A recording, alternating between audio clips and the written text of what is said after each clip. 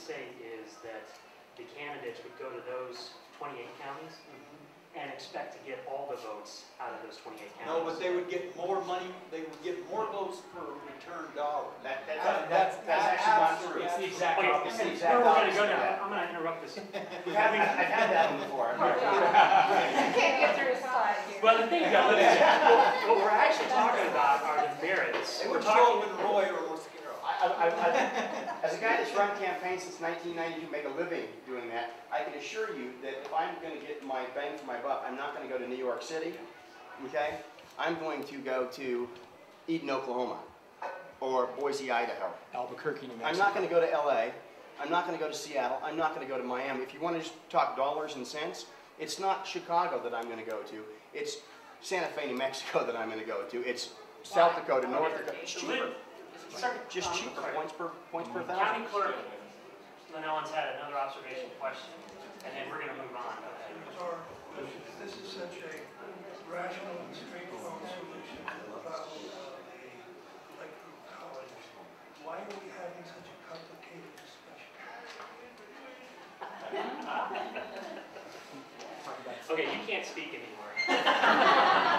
Just kidding. We're going to take a vote on that. Question complicated discussion. Welcome to the Founding Fathers. Did you repeat the question? You didn't hear it. The rhetorical question? Yes. Oh, I'm sorry. Lynn, you want to say it again? If this is such a straightforward, rational solution to the Lake Group College, why are we having such a complicated discussion? I think anytime you address something for the first time in 200 years, you know, with such a major change, you're going to, I think it warrants the discussion. Yes, Whether it's a good that thing we're or a having bad this thing. discussion. I think that the fact that it's such a complicated discussion means it's not going to go anywhere. Anyway, we're going to move forward. Thank you. But I want to say is we've really gotten into a lot of the substantive discussion about why it's good or why it's bad in terms of the political aspect of it, states, uniqueness, those sorts of things. What this presentation was supposed to be addressing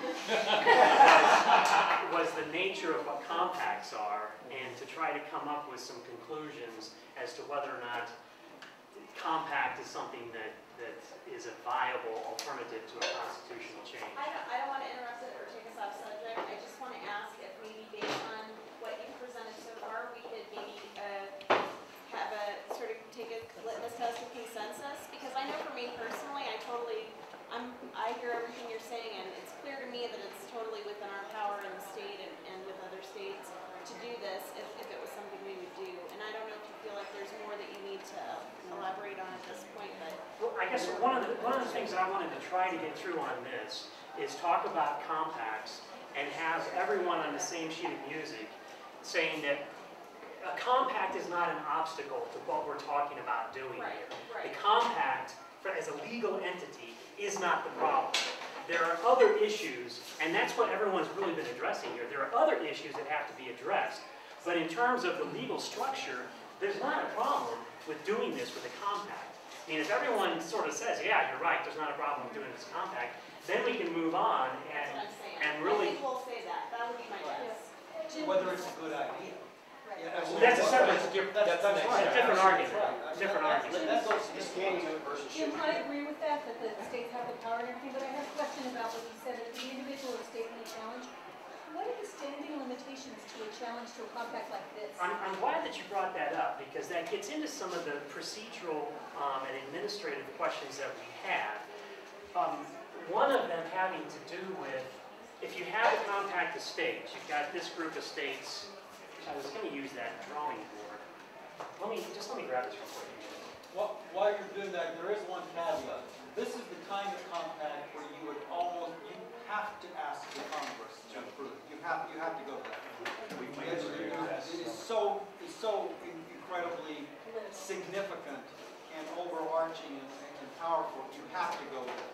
And then at that point, if Congress does approve or something like that, it's got to be something else. Senator, just so you know, we would disagree with that. Well, I'm not saying you have to legally, but if you want to have, there's a tremendous thing, I think Professor Atkinson and I agree on this.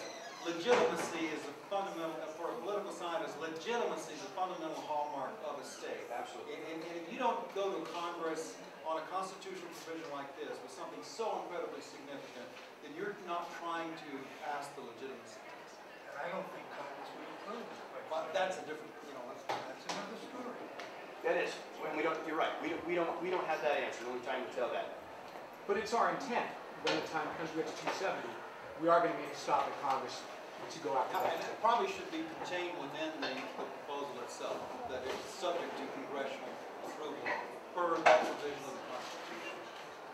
Okay, I'm going to go through these two slides really quickly, and I want to address standing question, because that's something I think is an important thing to talk about. This is right here. It's okay. Okay, so the summary of concepts, the idea of what we were trying to present here is that, yes.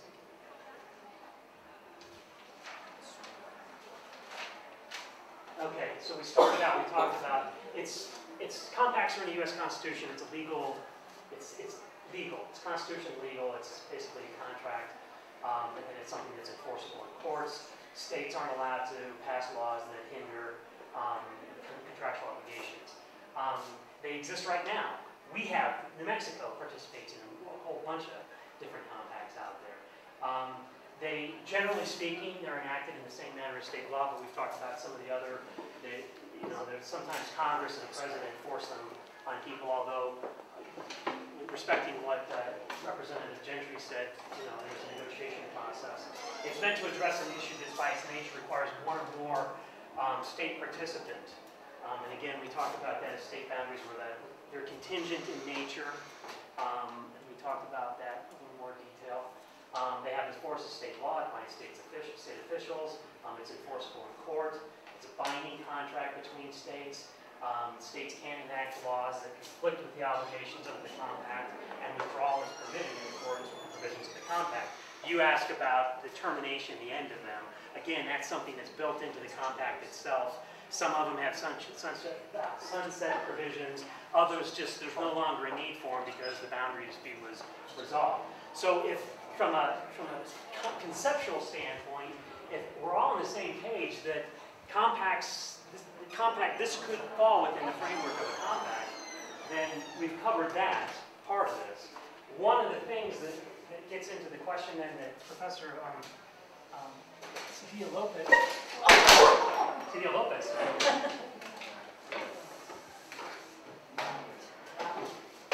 That's so embarrassing.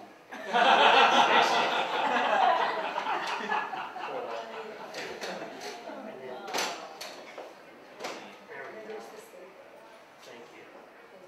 Here, there's up here. Here it is. Great, thank you. There we go. All right, this is my rough version of the United States. And I don't want to do it by individual states necessarily, but let's in here. What state is that? Is that the 51st state? That's Rhode Island. This is the United States of America.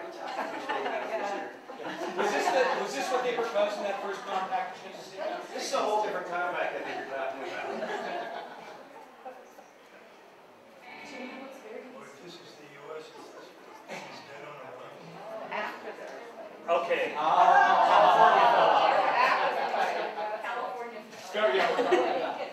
Look, man, I'm not an artist, okay? That thing is bright. Okay, so the idea, and again, this I just divided into 270, 268. Is that the right number? Right? Yeah. Okay, so the compact is in place with all of these states. And one of the questions on standing and litigation, mandamus, injunctive relief, whatever you're looking for, is fights among states within this grouping, right? And also outside. And that's the second part of it. And so the question would be here, and I think that Professor Atkinson is going to get more into a procedural question having to do with getting certified results from all of these states so that this group of states know what their certificate of ascertainment or their certificate of vote needs to say when it goes to the Senate on January 6th or December 26th, whenever it gets sent up there. And so questions may be in here.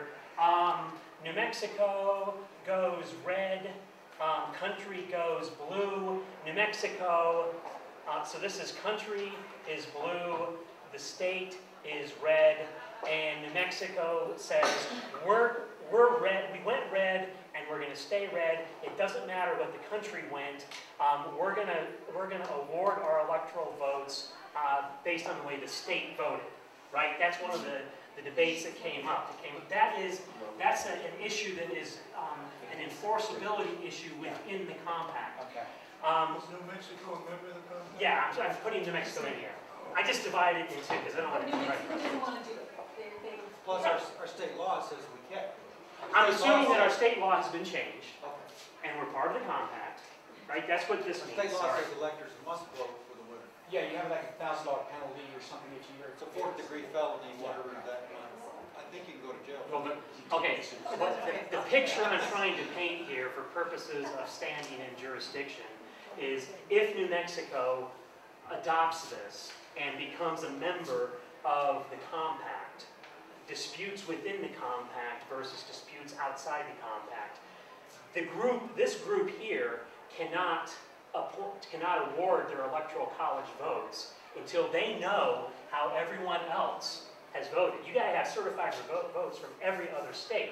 So the question is, North Carolina or whoever, Florida, they don't certify the results. So you don't know what the national popular vote is. So then, what do you do in that respect? Where is there jurisdiction and venue to sue Florida to say, Florida, give us your results. We got to have them in order to award our votes. That's part of the question and the issue. Is this in federal court? Is this in Florida state court? Who has standing to bring the action on behalf of the entire compact in Florida to force Florida to give these guys certified results? And is it in federal court or is it in district court in Florida? I'm sorry, in state court in Florida. That's a question that I'm not even sure what the answer. Every state certifies before the first Monday after the second Wednesday in December. Every state does that, so you're convening and. But if they don't, though? But what if New Mexico, for some odd reason, didn't trust Florida's certification and said, we don't trust it? Well, that issue exists. And That's. Okay, I think We're sort of dealing with this- issues that are crossing. what I want to do is paint the picture of what your question was, and I don't have a good answer for you, Okay. unfortunately. Okay, and then, but when you put up there that an individual or state could sue enforcement, and I just foresee all kinds of problems, and issues of who has standing, what is the venue. In the context of the compacts we're talking about, with sort of the generic one, I'm not sure that this issue crops up very often. It would typically be within like the Colorado River Compact, it'd be the 7 states that are in there that are somehow fighting about what's going on with the entire group.